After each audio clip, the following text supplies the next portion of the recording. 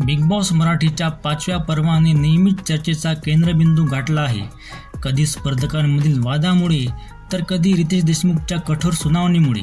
यावेळी मात्र आर्याने निक्कीला कानाखाली मारल्याने शोमध्ये मोठा गोंधळ झाला आहे. या घटनेनंतर रितेश देशमुखने आर्याला तिच्या कृत्यासाठी जाब विचारल्याचं समोर आलेल्या प्रोमोमध्ये दिसत आहे.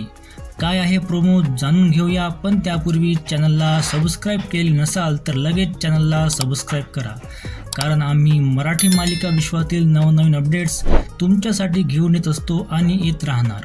प्रोमोमध्ये रितेश देशमुखने आर्याला जेलमधून बाहेर बोलावलं आणि तिला कठोर प्रश्न विचारले. तुम्ही स्वतःला काय समजता? राग आल्यावर तुम्ही कोणावर हात उचलणार का? असं विचारत त्यांनी आर्याला सुनावलं. त्यांनी पुढे स्पष्ट केलं की तुम्ही जे केलं ते पूर्णपणे हेतुपूर्वक केलं होतं. मी बिग बॉसला विनंती करतो की त्यांनी यावर निर्णय द्यावा. आर्या यावेळी शांत बसून मान खाली घालून रितेशचं बोलणं ऐकत होती. घटनेचं मूळ कारण कॅप्टन्सी टास्क होतं.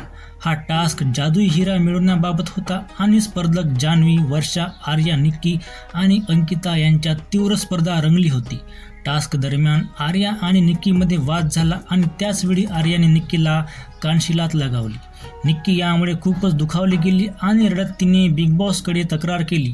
तिने स्पष्टपणे म्हटलं, मी हे सहन करणार नाही. आर्याला बाहेर काढा किंवा मला बाहेर काढा. आर्याने मात्र या वादावर आपली प्रतिक्रिया देत म्हटलं, मला काही देणं घेणं नाही. व्हिडिओ आवडल्यास लाईक करा आणि चॅनलला सुद्धा सबस्क्राईब करा. थँक्यू.